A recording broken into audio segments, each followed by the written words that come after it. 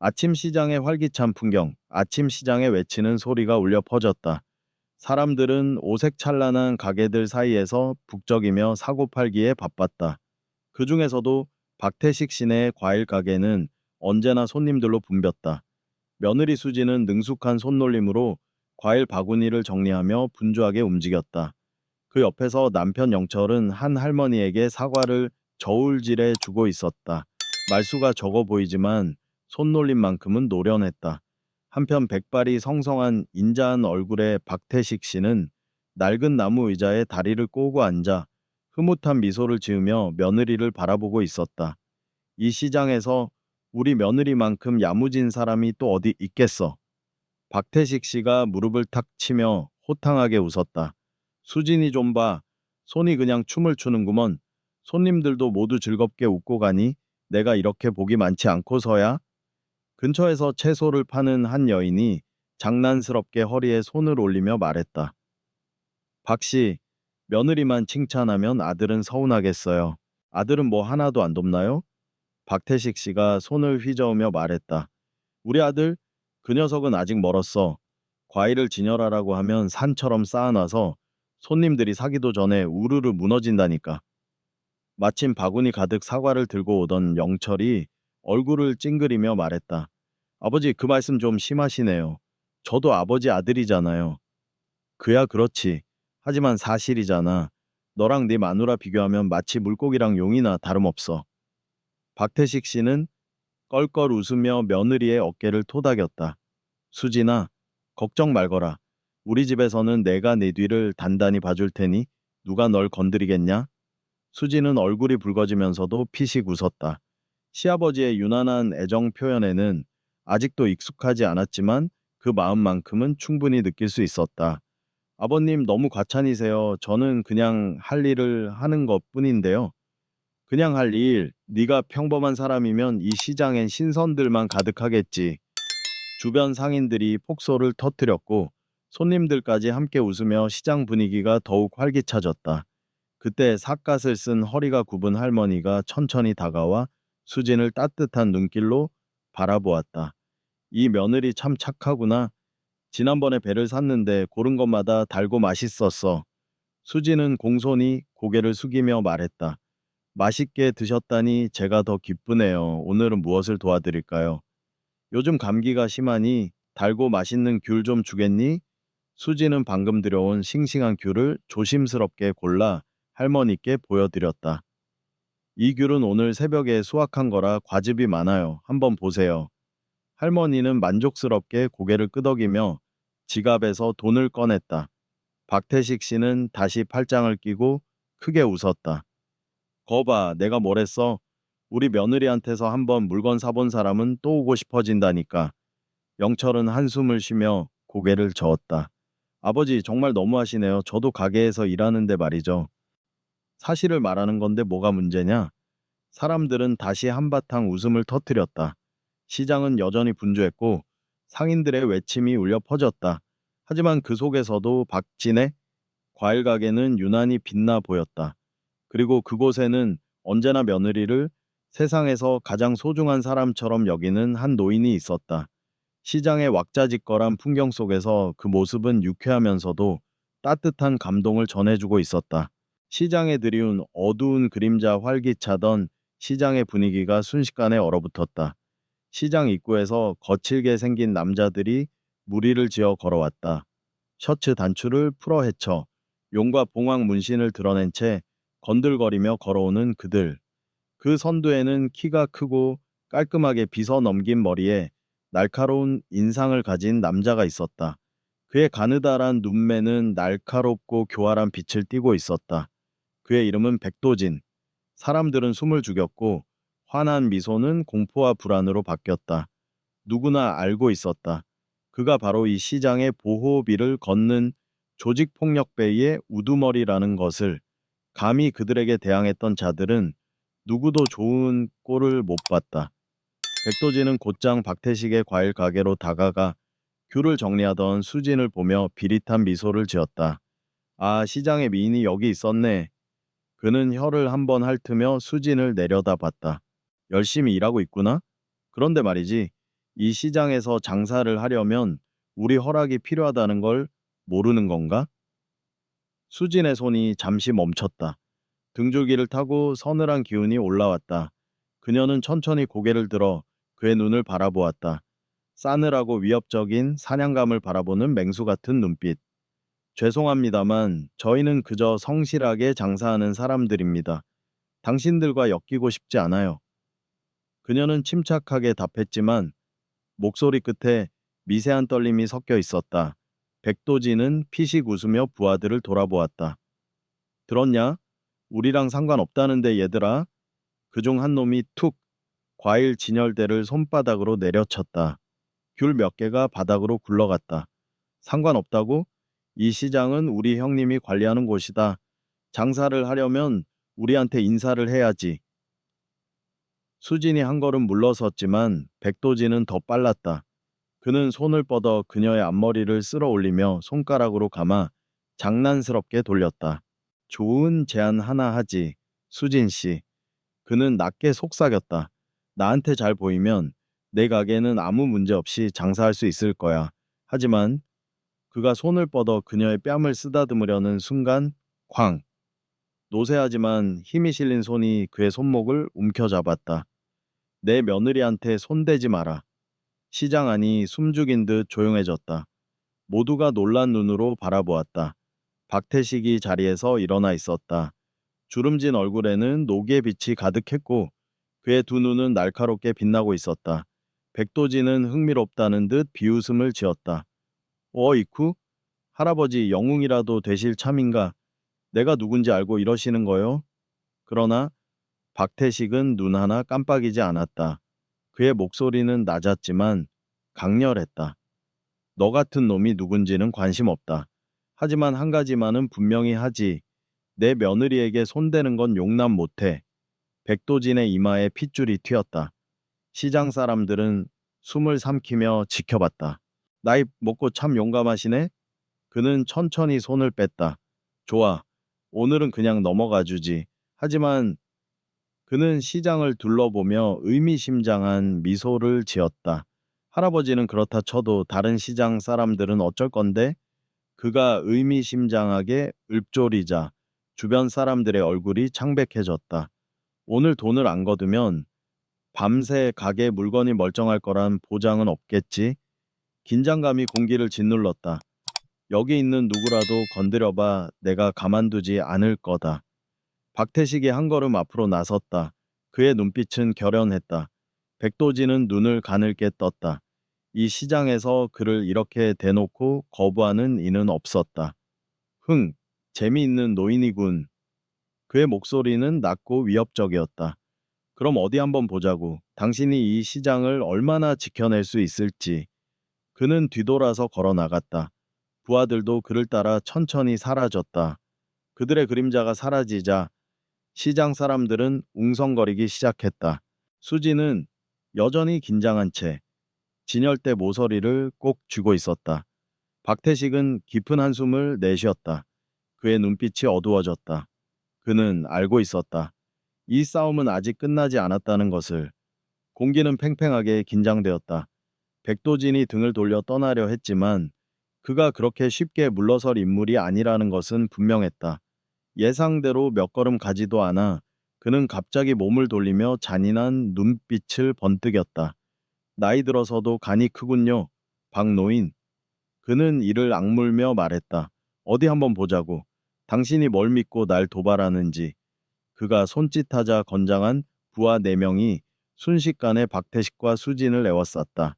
시장 상인들은 겁에 질려 물건을 급히 정리하거나 멀찍이 물러섰다.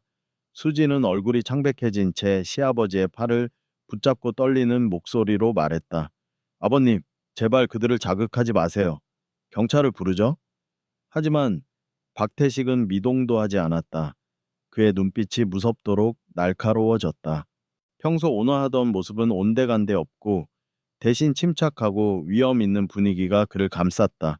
마치 무리를 내려다보는 늙은 사자처럼. 내가 마지막으로 경고하겠다, 백도진. 그의 목소리는 낮고 묵직하게 울려 퍼지며 엄청난 위압감을 자아냈다. 당장 꺼져라. 백도진은 비웃으며 말했다. 웃기는군.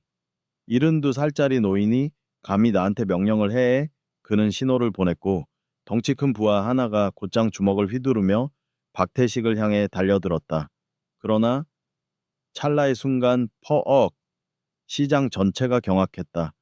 박태식은 가볍게 몸을 틀어 피한 뒤 팔꿈치로 상대의 팔을 내리쳤다. 우두둑 뼈가 부러지는 소리가 섬뜩하게 울렸다. 부하는 비명을 지르며 팔을 감싸쥔 채 바닥에 주저앉았다. 백도진은 얼어붙었다.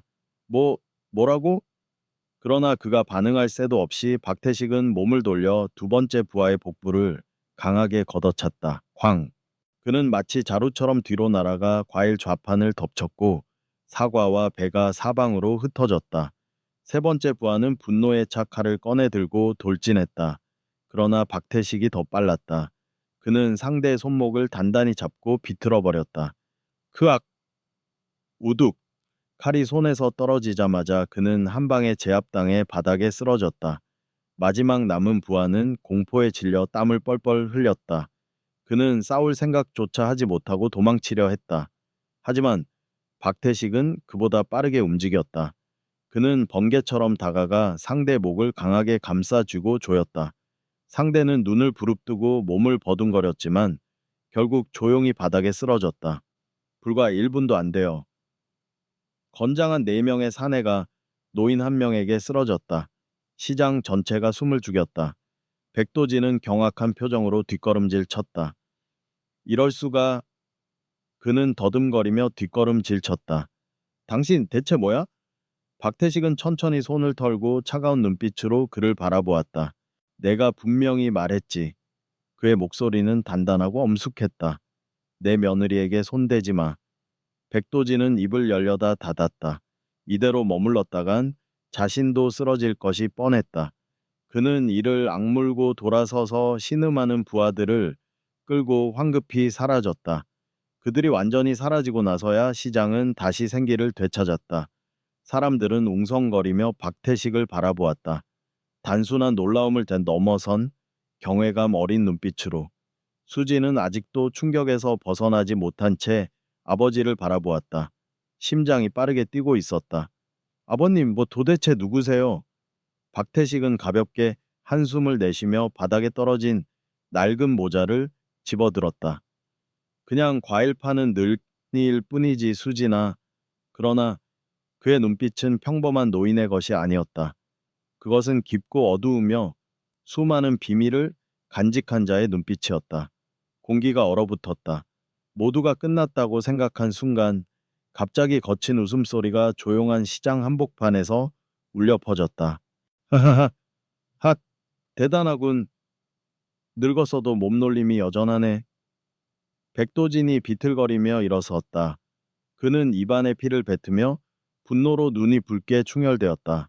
감히 이 많은 사람들 앞에서 자신이 악명 높은 백도진이 고작 72세의 노인에게 몇 분 만에 완벽하게 패배하다니. 이걸로 끝났다고 생각하나? 그의 목소리는 낮아졌고 그 안에는 섬뜩한 살기가 스며들어 있었다. 순간, 쉭! 번뜩이는 칼날이 햇빛을 반사하며 빛났다. 긴 단검이 그의 손에 쥐어졌고 시장 곳곳에서 비명이 터져 나왔다. 몇몇 상인들은 공포에 질려 물건을 버리고 뒤로 물러섰다. 죽여버리겠다. 백도진이 번개처럼 달려들며 칼을 내리그었다.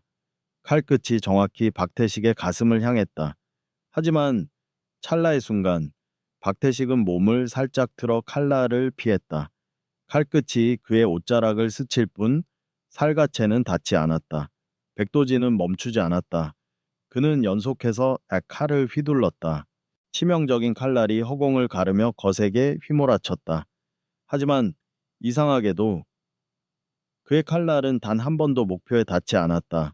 박태식은 마치 춤을 추듯 가볍게 움직였다. 불필요한 동작은 없었다. 모든 움직임이 계산된 듯했다. 오랜 세월 단련된 경험이 고스란히 녹아든 몸짓이었다. 백도진이 분노로 외쳤다. 이 망할 늙은이 가만히 서 있어. 그러나 조급한 건 오히려 그 자신이었다. 그가 옆으로 강하게 칼을 휘두른 바로 그 순간 박태식이 재빠르게 몸을 회전하며 피했다. 그리고 동시에 팔꿈치로 백도진의 손목을 강하게 내리쳤다. 뚝! 백도진이 고통스럽게 소리를 질렀다. 손목뼈가 부러지는 소리가 분명히 들렸다. 단검이 그의 손에서 미끄러져 바닥으로 떨어졌다. 떨어진 칼날은 한 과일 바구니에 깊숙이 박혔다. 하지만 그것이 끝이 아니었다. 퍽! 순간적으로 날아든 강력한 주먹이 백도진의 턱을 강타했다. 그의 몸이 뒤로 휘청였다.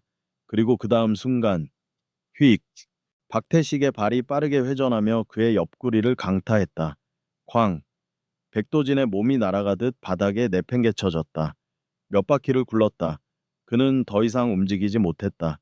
시장 전체가 숨을 죽였다. 백도진 완전히 패배했다. 그는 헐떡이며 바닥에 쓰러져 믿기지 않는다는 듯 허공을 바라보았다. 손 하나 까딱할 힘조차 남아있지 않았다. 자신이 가장 경멸했던 노인에게 이렇게까지 철저하게 당하다니. 박태식이 천천히 다가갔다. 그의 눈빛에는 분노도 연민도 없었다. 그저 조용한 위압감이 느껴질 뿐이었다. 이것이 내게 주는 마지막 경고다. 그의 목소리는 낮지만 강렬했다. 다시는 이곳에 오지 마라. 백도진은 분노로 이를 악물었지만 몸을 일으킬 힘조차 없었다. 그가 할 수 있는 건 그저 치욕을 삼키는 것뿐이었다. 그의 부하들은 부들부들 떨며 땅에 쓰러져 신음하고 있었다. 그러나 시간이 없었다. 그들은 황급히 백도진을 부축하며 그곳에서 도망치듯 사라졌다. 그들의 모습이 완전히 보이지 않게 되자 잠시 동안 정적이 흘렀다.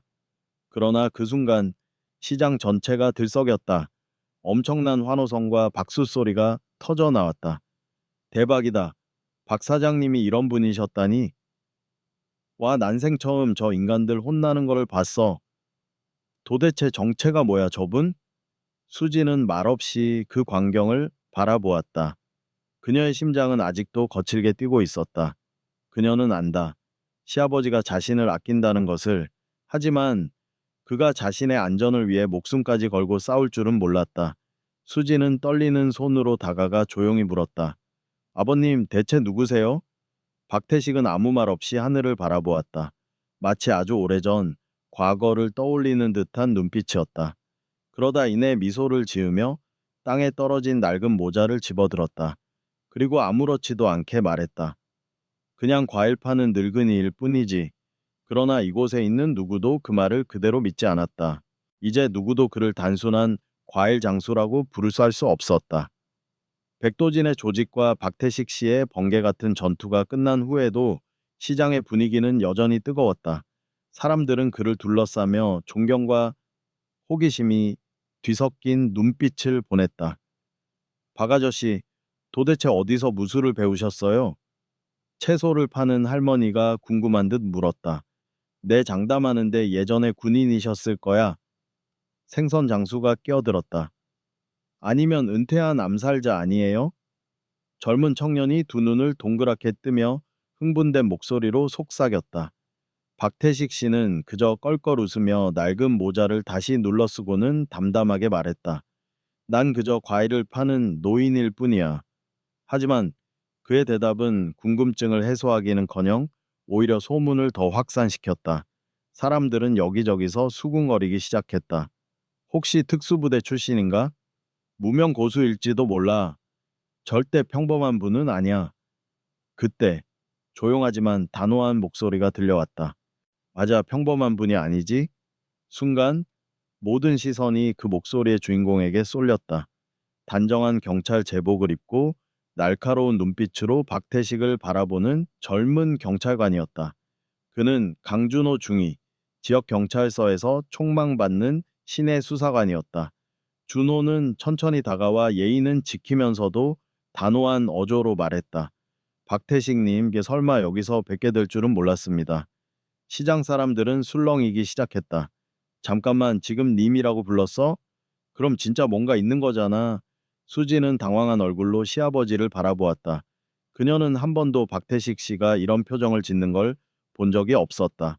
평소 온화한 눈빛은 사라지고 그 대신 깊숙이 감춰진 날카로움이 엿보였다.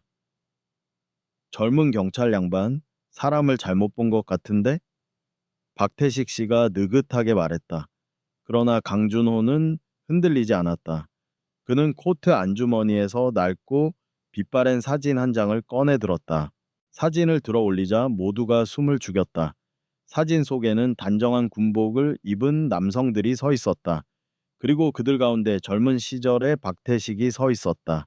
강렬한 눈빛, 특유의 날카로운 분위기. 누가 봐도 그는 단순한 과일 장수가 아니었다. 준호는 단호한 목소리로 말했다. 당신은 한국 최정예 특수부대 고스트 여단의 대위였죠?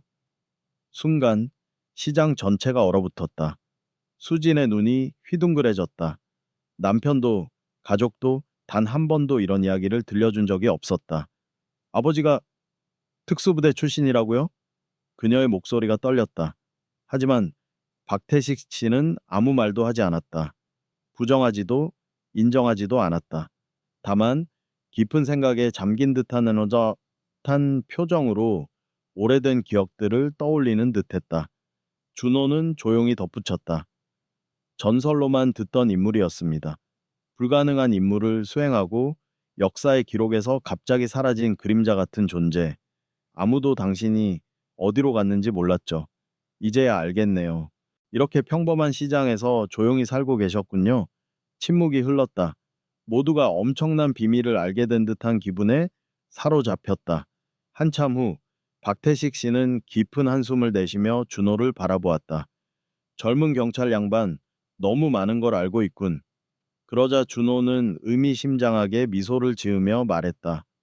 그저 나라를 위해 헌신하신 분께 감사 인사를 드리고 싶었습니다. 그는 깊이 고개를 숙였다. 이제 소문은 더 이상 소문이 아니었다. 시장 사람들의 눈빛이 완전히 달라졌다. 그저 평범한 과일 장수가 아니라 상상도 할 수 없는 과거를 가진 사람이었다. 수지는 여전히 충격에서 벗어나지 못했다. 천천히 시아버지의 손을 잡으며 조용히 물었다. 아버지, 왜 한 번도 말씀 안 하셨어요? 박태식 씨는 살짝 미소를 짓더니 고개를 돌려 조용히 말했다. 어떤 이야기들은 아는 사람이 적을수록 좋은 법이지. 그렇게 말한 그는 천천히 걸음을 옮겼다. 그의 뒷모습을 바라보며 사람들은 여전히 놀라움과 경외심이 뒤섞인 표정으로 남아 있었다. 그러나 아무도 그가 어떤 삶을 살아왔는지 끝까지 알 수는 없었다. 그는 여전히 미스터리 그 자체였다. 이틀 후 시장에서 벌어진 충격적인 사건의 여파는 아직 가라앉지 않았다. 사람들은 박태식에게 존경과 경외심을 느끼면서도 어딘가 불안해하고 있었다. 그들은 잘 알고 있었다. 백도진이 이렇게 당하고 가만히 있을 사람이 아니라는 걸. 그리고 예상대로 그날 아침 경찰 몇 명이 변호사 한 명과 함께 시장에 나타났다. 그리고 그들과 함께 온 사람은 바로 백도진이었다. 그의 팔은 붕대로 감겨 있었고 얼굴에는 여전히 멍이 남아 있었다. 하지만 분노의 참 모습이 아니라 오히려 비열한 미소를 띠고 있었다. 여러분, 저는 오늘 고소장을 제출하러 왔습니다. 백도진이 연약한 피해자인 척하며 말했다. 시장이 술렁이기 시작했다. 뭐? 저자가 고소한다고? 그가 먼저 싸움을 걸었잖아. 말도 안 돼. 경찰이 저 편을 들어선 안 돼. 강준호 중위가 찌푸린 표정으로 앞으로 나섰다. 누구를 고소한단 말인가? 누구긴 누구겠습니까? 백도진은 비웃으며 말했다. 그리고 박태식을 똑바로 쳐다보며 덧붙였다. 이 노인네가 이유 없이 저를 폭행해 심각한 부상을 입혔습니다. 저는 그를 상해죄로 고소합니다. 그의 말이 끝나자 시장 사람들은 폭발적으로 분노했다. 말도 안 돼. 네가 먼저 수진을 협박했잖아. 백도진, 거짓말하지 마. 그러나 백도진은 어깨를 으쓱이며 말했다. 증거라도 있습니까? CCTV 영상 있나요? 증언해줄 사람이라도? 시장은 갑자기 조용해졌다. 모두가 알고 있었다. 만약 백도진을 상대로 증언했다가는 그의 조직에게 보복당할 수도 있다는 걸. 강준호 중위는 이를 악물었다. 그는 이 사건이 터무니없는 것이란 걸 알고 있었지만 법의 허점을 악용하는 백도진을 어떻게 막아야 할지 고민하고 있었다. 그때 한 경찰 고위 간부가 앞으로 나섰다. 바로 오상호 수사과장이었다. 그는 어둠의 세력과 깊은 유착이 있는 인물로 유명했다. 강중이 이 사건에 개입하지 마라. 오 과장이 냉정하게 말했다. 강준호는 주먹을 꽉 쥐었다. 이제 이건 단순한 싸움이 아니라 정의를 지키려는 자와 부패한 시스템의 대결이었다. 하지만 과장님, 박 선생님은 단순히 자기 방어를 했을 뿐입니다. 증거가 없잖아. 법대로 처리할 뿐이야. 오 과장은 단호하게 말을 끊고 박태식을 향해 고개를 돌렸다. 박태식 씨, 경찰서로 동행해 주셔야겠습니다. 수지는 충격을 받고 다급히 아버지의 팔을 붙잡았다. 안 돼요. 아버지는 아무 잘못도 안 했어요. 당신들이 아버지를 데려갈 순 없어요. 그러나 박태식은 평온한 얼굴로 어딘가 날카로운 눈빛을 번뜩이며 말했다. 수진아, 조용히 있어라. 그는 그녀의 손을 가볍게 두드리더니 곧장 백도진을 바라보았다. 꼬마야, 겨우 이런 법적 장난질로 날 묶을 수 있을 것 같나? 백도진은 비열한 미소를 지으며 대꾸했다. 묶을 필요 없습니다. 단지 더러운 늪에 끌어들이면 그만이죠. 시장 사람들이 여전히 당신을 전설적인 영웅으로 볼까요? 강준호 중위는 더 이상 참을 수 없었다. 그는 한 걸음 앞으로 나서며 선언했다. 그렇다면 나도 이자의 범죄 조직을 수사하겠습니다. 그러자 백도진은 오 과장을 흘끗 바라보았다. 마치 그의 반응을 확인하려는 듯 오 과장은 천천히 입을 열었다. 강중이 신중히 생각해라. 꼭 들추지 않아도 될 일들이 과 있거든. 분위기가 얼어붙었다. 이건 더 이상 단순한 다툼이 아니었다. 이제 거대한 세력 간의 싸움이 시작되고 있었다.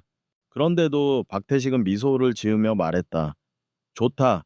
같이 가주지. 시장 사람들은 충격을 받았다. 박 선생님, 가지 마세요. 우리가 지켜드릴게요. 그러나 박태식은 천천히 걸어 나갔다. 그의 등 뒤로 수많은 걱정스러운 시선들이 쏟아졌다. 경찰차에 타기 직전 그는 수진과 영철을 바라보며 의미심장한 목소리로 말했다. 걱정 마라. 이건 이제 막 시작일 뿐이다. 경찰서의 신문실 분위기는 보이지 않는 긴장감으로 가득 차 있었다. 박태식 씨는 침착한 자세로 앉아 있었고 이 상황이 전혀 그를 흔들지 않는 듯했다. 그 앞에는 오상호 수사과장이 팔짱을 낀 채 차가운 눈빛으로 그를 바라보고 있었다. 한편 백도진은 벽에 기대어 비웃으며 도발적인 표정을 지었다. 자, 이제 어쩔 셈이죠, 영감님. 백도진은 비웃듯이 입꼬리를 올리며 말했다. 아무리 싸움을 잘해도 법은 법입니다. 이번에는 절대 빠져나가지 못할 거예요. 이에 대해 박태식 씨는 천천히 손을 올려 옷깃을 바로잡으며 날카로운 눈빛으로 백도진을 바라보았다. 네가 법이 영원히 널 보호해 줄 거라고 생각하나? 그의 목소리는 차분했지만 묵직한 위압감이 느껴졌다. 부패한 경찰 몇 놈 뒤에 숨으면 계속 멋대로 굴 수 있을 거라고 착각하는 거냐? 백도진은 큰 소리로 웃으며 오만한 태도를 보였다. 그래, 난 돈도 있고 힘도 있지. 그런데 당신은 그냥 시장통의 늙은이 아니야? 당신이 날 어쩔 수 있을 것 같아? 그 순간 박태식 씨는 의자에 느긋하게 몸을 기댔다. 그러나 그의 눈빛이 서늘하게 변하며 온 방 안을 얼어붙게 만들었다. 이 세상에는 법조차 통제하지 못하는 사람이 있다는 걸 알고 있나? 그 말이 떨어지자 방 안의 공기가 얼어붙었다. 오상호 수사과장이 미묘하게 눈살을 찌푸렸다. 지금 누구를 협박하는 겁니까? 오상호가 신경을 곤두서며 물었다. 박태식 씨는 미소를 지었지만 그 미소는 평소에 온화한 것이 아니었다. 협박이 아니다. 그냥 충고일 뿐이지. 그는 고개를 살짝 기울이며 꿰뚫어 보는 듯한 시선으로 백도진을 바라보았다. 만약 경찰이 널 처리하지 않는다면 내가 직접 나설 것이다. 그리고 확실히 말해두지, 그때는 네 얼굴조차 알아볼 수 없게 될 거야. 그 순간 백도진은 등줄기를 타고 싸늘한 기운이 퍼지는 걸 느꼈다. 그는 겉으로 태어난 척 했지만 알 수 없는 두려움이 서서히 밀려들었다. 영감님, 마치 액션 영화의 주인공이라도 된 듯이 말하네. 자신이 누군지 착각하는 거 아냐? 그는 비웃음을 지으며 억지로 여유로운 척했다.